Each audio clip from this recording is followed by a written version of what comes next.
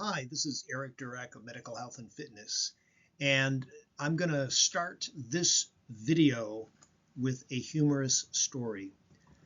I have been working on the nature exercise course for on and off for about a year, and the last part of the program that I wanted to do was about gear and any type of equipment that people would need to enjoy their experience doing nature exercise.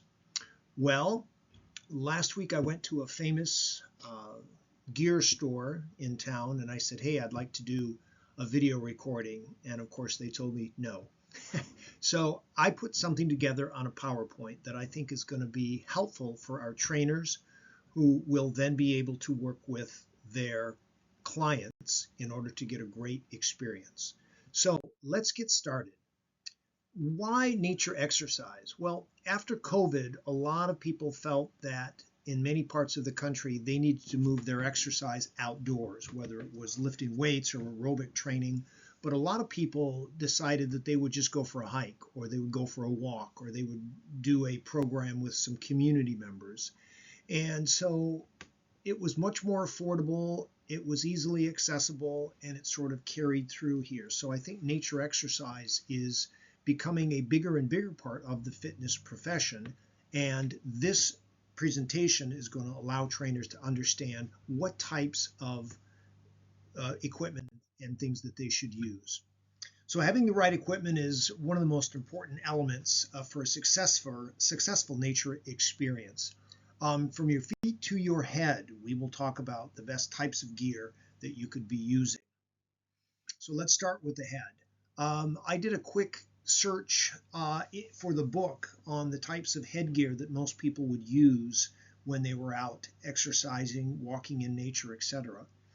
And mostly this was to protect the head from the sun, or to have a specific type of hat that would also protect but also ventilate the heat, and also styles and how these things look.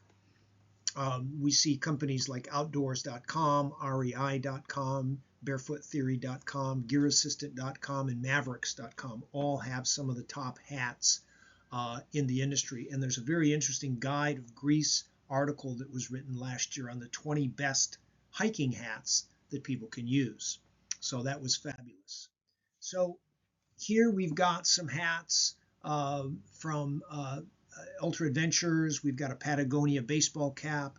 We've got a Wallaroo Sedona hat. We've got an outdoor Mojave sun hat. We've got a Tilley Airflow hat. There are many, many different styles, colors, and aspects that would make it pleasing for someone to have a hat as part of their nature experience. So what do you need a hat for?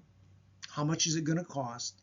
And how often do you think that you use it? If you want to use it every time you go out for your nature exercise, then I think it would be important to purchase one. I've always been a big proponent of eyewear safety because I worked in health and safety for a major university. And as a cyclist, I used to wear wraparound glasses to help protect my eyes from any bugs or anything when I was out riding. And Solar.com, Oakley, Decathlon, Outdoor Life, Adventure, and Smith & Wesson also have some top safety and eye glare glasses. Now, Oakley is pretty much top of the line in terms of his expense. I happen to be a fan of Smith & Wesson, and the two glasses here are both Smith & Wesson glasses. One is tinted, one is clear. And I think that any brand name that you get, if it can help with glare and if it can also help with bugs or anything, dust, other particles that may get into the eye, I think it's a great idea. I used to wear glasses every time when I was on this my bicycle, and even when I hike, I have a tendency to wear some sort of eye protection. The next area is gloves, and this is something that as a weight trainer, I still do use gloves to protect the knuckles in my hand and to help just against sweat. And for backpacking or hiking gloves, warmth, durability, whether they're fingerless or fingers, is important, whether they have a really good grip. And in order to keep that good grip, one of the things with the two styles here on the right would be just to keep sweat at bay, especially if you're out hiking in very hot weather. And anything that you want to do, you can actually have. This one's got a zipper on it. It can actually hold coins or keys or something while you're out hiking. So it's got some extra storage in there. Backcountry, Patagonia are two areas that I did some research in looking for gloves. Clothing is very popular. There are many, many sites, but the key principle here is that simplicity is best. And we're going to look at just some styles here of hiking vests, hiking jackets, hiking sleeves, long sleeve and short sleeve shirts, which people use specifically for their outdoor adventure work. And we can see here that we've got just a regular shirt with some pockets on the side. We've got a woman's version of that. And we also have this is actually from Walmart, where it actually has a hood and a mask that you can use to really protect against very high level sunshine. So from gearassist.com to Sportsman to clothingdirect.co.New Zealand to Amazon to Walmart, you've got multiple selections of where you can get jackets, shirts, and sweat tops, all for hiking and nature exercise. I remember many years ago when people started using hiking poles for their fitness, especially senior citizens. Well, this has become very popular with hiking and nature exercise. And Trekology, Wild Ascent Gear, and WildStickWorld.com all have hiking poles that are retractable, and you can actually fold them up and you can put them in your backpack, or you can put them in another bag. So from being 4.5, 5 feet long to having them actually be 1.5 feet, you actually can have something that will improve your safety, it'll improve your footing, and it's also something that you can fold up and have in your bag. Backpacks are also very interesting. Most students in college had backpacks in school, and it's totally different when you're out hiking and you actually have a lot of weight. 17 to 25 for single day treks. They say that 80% of the weight should be down lower on the hips as opposed to the top of the neck. That makes sense to me. The material should be lightweight and water resistant, and the pockets should be easily retractable, and you should have things that you could have water bottles, etc. So popular brands are Osprey, Gregory, and Kuhl, Kuhl. And I would suggest that if you're looking, you can spend quite a bit of time because there are lots and lots of backpack sites. Here's a few more. Aquecha.com, backpackingguys.com, and bettertrail.com all have fantastic styles and durability of backpacks. Footwear is very interesting because the man on the left is actually barefoot. So if you want to get the benefits of grounding and foot strengthening, then walking barefoot is something you'd like. But you have to be careful of twigs, rocks, little animals or insects or something. But most hiking shoes protect from uneven terrain.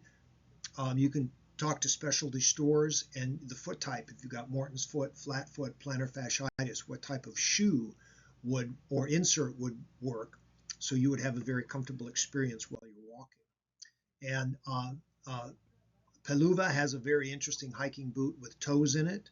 And you've got Outdoor Life, Gear Junkie. You can also get some of the top brand names for hiking, which are certainly different than running shoes or just walking shoes. And here we actually have hiking sandals that you can use as well. I'm a huge fan of hydration. I usually have a hydration source every day, whether it's liquid IV. I actually like Zero Light from Trace.com. And we want to move away from plastics. We want to keep water fresh and alkaline. Copper bottles, which I'll show in a second. But I think that having these pouches that have electrolytes in them are really the way to go in terms of having quality hydration while you're out in the wilderness, out in nature, especially when it's hot. And here's some great different kinds of water bottles: BeFree.com, Camelback, backpackingguys.com, and then also Copper H2O Direct.com if you want to get a specific type of copper water bottle. This one is flexible. This one can squeeze, and so this one as well too. They can actually fold, and they can be put in your backpack. So one of the reasons that people go out for hiking is that they want to get away from technology. But there are things that an Oura Ring or other types of tech, an Apple Watch can tell you about your heart rate. They can tell you about your blood pressure. They can tell you about maybe your stress score or your body temperature. That may be very important for you to rest for a period of time, drink water, eat food, etc. So anything that's not too invasive but can give you information to help make your nature experience more safe, I think is a good thing. So you may want to look up things like Oura or Apple Watch and see what types of components that they have in terms of making your walking experience much more safe. You could have a backpack, or you could have shoulder bags. This one's more of a fanny pack. This one's sort of a shoulder pack, and it's got room for a water bottle. But these two, Patagonia and this beyondhiking.com, these bags you can actually carry or put on one shoulder. I would recommend, if they're too heavy, that you would use a backpack so you can get the bilateral pressure on both shoulders equally. You can use an Oura Ring, or you can just do some self-assessments. I'm a big proponent of doing a 2 fingers to the neck or to the wrist, where you can actually get a heart rate and you can see where you're at. It depends on the intensity, the length of your trip, how much uphill you're walking, and how intense you think that the program's going to be.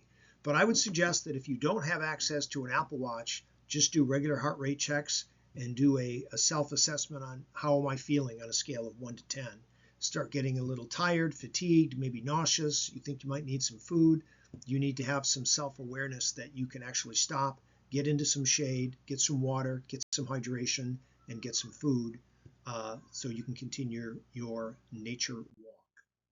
So where can you exercise? You don't have to go out into the country. There are plenty of cities, as I write in the book, that you can actually walk in. Golden Gate Park, Central Park, Botanical Gardens, children's parks, community areas. They're safe, they're accessible, they're family friendly. You can walk with others, so you can get some of your community in there. You can put something in a backpack or a pouch, rubber tubing for resistance exercises, and you can use a bench or a chair or something to help you do flexibility while you're on your walk. Safety is a big aspect when you're out in the wilderness. You've got people on mountain bikes, you've got people on horses, you've got other hikers, you've got dogs that are not leashed who may be problematic. So make sure you follow the rules of the trail. Stay on your right, pass on the left, announce yourself to people. A lot of bicyclists now have bells when they go around corners. Maybe you need to have a bell or some other type of horn device that you'll let people know that you're on the trail, especially when the lighting is not too good. So let's look at some takeaways. Nature exercise is really great for physical endurance, for getting out in nature. The blue zones demonstrate that people who have good community programs live longer, and they do it through natural movement.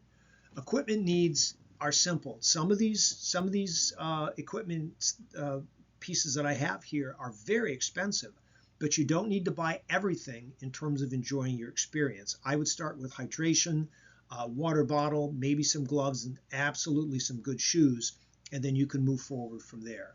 Technology can enhance your experience, but it might not be the most important thing as opposed to what you can use, like your self-assessment tools. So this was my attempt here at giving you some good information on nature exercise equipment. I hope you get something out of this. If you've got any questions, my contact information is here, and hopefully I'll hear from you in an email or a phone call talking about how your nature exercise experience is going forward. This is Eric Durack from Medical Health and Fitness. Thanks for listening.